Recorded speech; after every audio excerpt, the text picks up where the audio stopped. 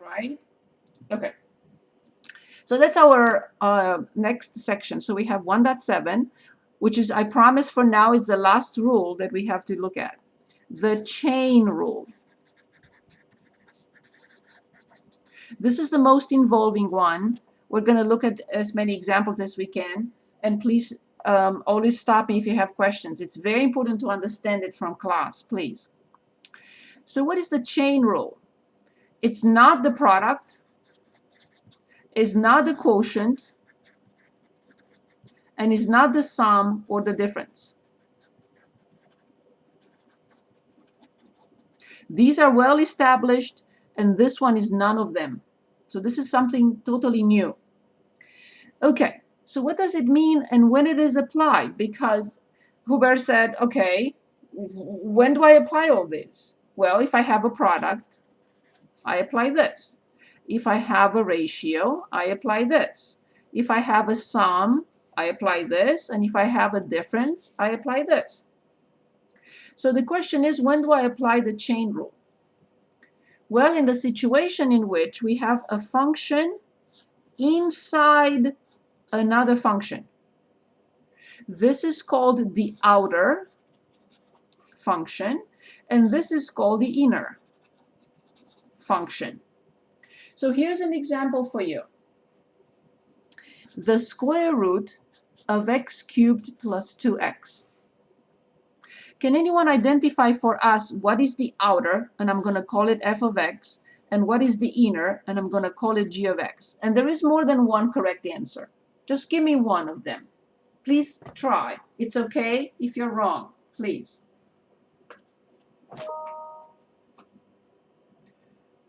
So what do you think is the inner? Can anyone give us a possibility for the inner? X cubed plus 2x. That's it. This is the inner. Yes, as I said, there is more than one correct answer. But yes, this is the inner. Excellent. So let's say I evaluate the inner because I have to first, and I get 5. What function do I apply to this number? Whatever the number is. I made up a 5. Who cares? Whatever the number is here. What function I apply next? And that is the outer for sure. The square root. That's it. That's it. The square root of x. So once I'm able to identify the inner and I'm able to identify the outer, I'm on the right track. And now I want to use the chain rule to find the derivative of this function. To differentiate the product, I use the product rule, quotient, and so on and so forth. But how do I differentiate this? I differentiate this using the chain rule. And we always start with the outer and then the inner. So once you understand that and you follow my lead, you're going to have 0 problems with this. And this is the most involved one. So f of g of x prime. So let me write this in words. F of g of x prime. So this is the way we read this. F of g of x prime is f prime, of course, of g of x times the inner function prime. So please always remember to say these in your mind. Times the inner function prime. This is the key. So when you wake up tonight to turn from one side to the other, I'm kidding, of course, please say this in your head. Times the inner function prime. So I want to start with this example. Anyone remembers or wants to tell us what is, oh, that's not a good color. The square root of x prime. And you can say, why are you going to, in a moment, you'll see in a moment why. Can anyone tell us the formula? And but by now we should just have it at the top of our, you know, at the tip of our tongue. Quickly, what is the square root of x prime? What does it equal to? Is it 1/2 x, and then to the power of negative 1/2? Yes. Perfect, awesome, excellent. However, please learn this way, which is much shorter. 1 over 2 the square root of x. So the square root of x prime is 1 over 2 the square root of x. It's this easier way. I don't want to correct you. You are correct. Everything you said is perfect, but this is the easiest way. You can still stick with your own. It's fine. I'm fine. Okay. So now, notice that here, this function, that's my page 2, this function is a square root of a function. This is what it is, right? The square root of x cubed plus 2x. So let's learn first how to differentiate. So see the difference between these two. This is just plain x. Can anyone give us this formula, x prime? Just x prime. What did we say this equals to?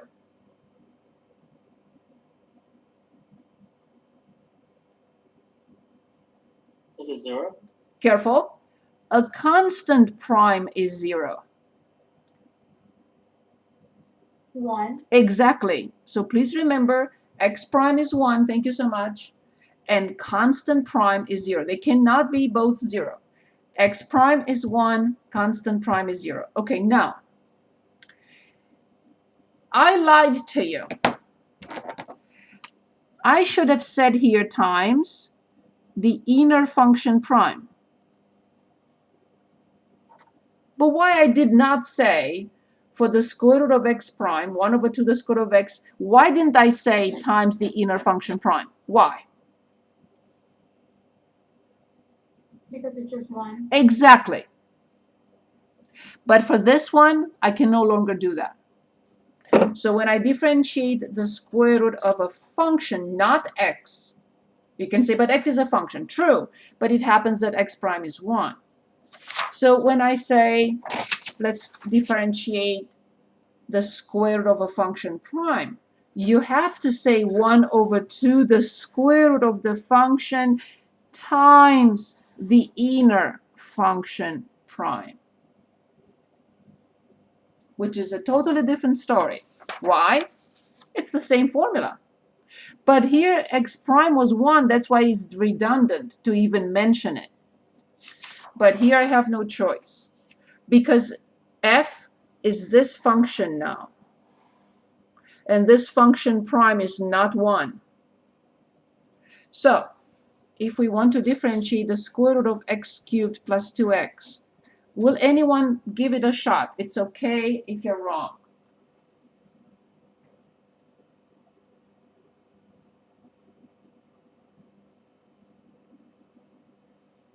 Anyone, just give it a try. It's okay if you're wrong. Can you repeat the question? Yes. We just discovered the formula. When we have the square root of a function and we want to find the derivative, we blindly write 1 over 2 the square root of the function times the inner function prime. I want to use this formula for this function. Is that better?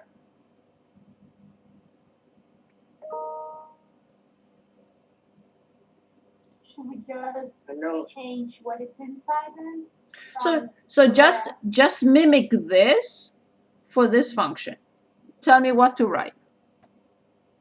So would it be 1 over 2 square root of x to the third plus 2x, then times x to the third? Oh no, but that would be the We have to differentiate. 3x squared Yes, plus 2. plus 2. This is it. This is it. So we applied the chain rule. 1 over 2 the square root of the function times the function prime. We apply the chain rule to this function. Now let's apply the chain rule to another function. Let's say 2x to the fourth minus 3x to the fourth power. Let's refresh our memory on something. If I want to differentiate x to the nth power, how do I do it? We'll come back to this. We just want to refresh our memory on the formula, on the power rule.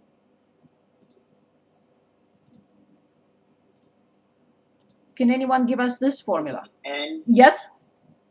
N, X, N minus 1. Yes. I lied to you again. I should have said times the inner function prime. Why didn't I? Because it's 1. Exactly. That's the reason why this is redundant. But now please tell me the formula for a function to power n prime. What do you think the formula will be? Exactly, thank you.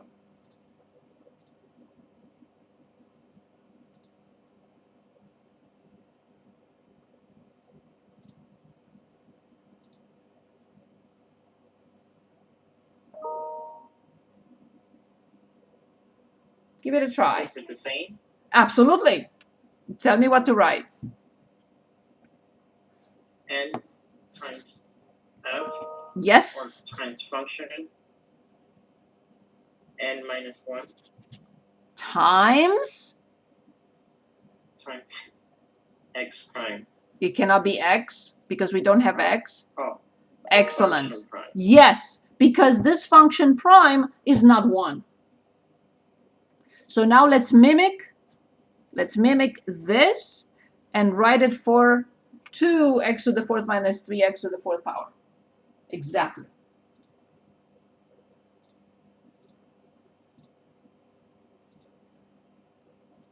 Let's try. Is it like 8x Careful. cubed? Oh, so this is 4.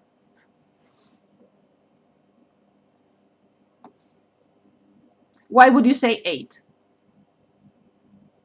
I was doing the first part of 2x to the You fourth. cannot touch this. This is the function. So we have a function to power 4. I have to write this, I have to write this, I have to write this, I have to write this. 34 times the inner function 2x to the 4 minus 3x, yeah. 3 Excellent. times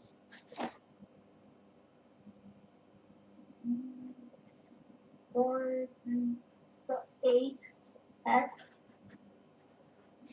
3 minus 3. That's it. This is it. This is the chain rule. Exactly. I am opening the textbook. We want to practice this. This is the chain rule. We have many different applications.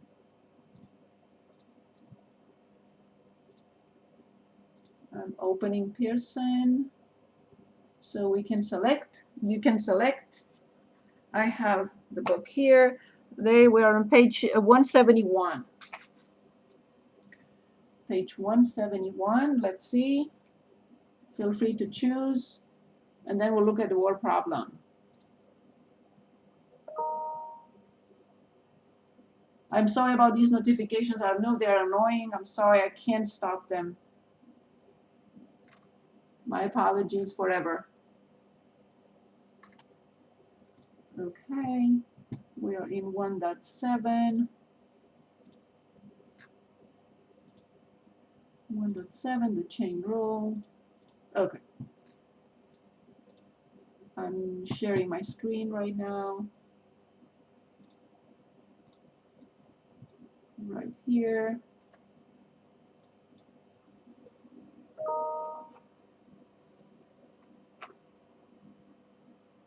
And I want, where is my keyboard?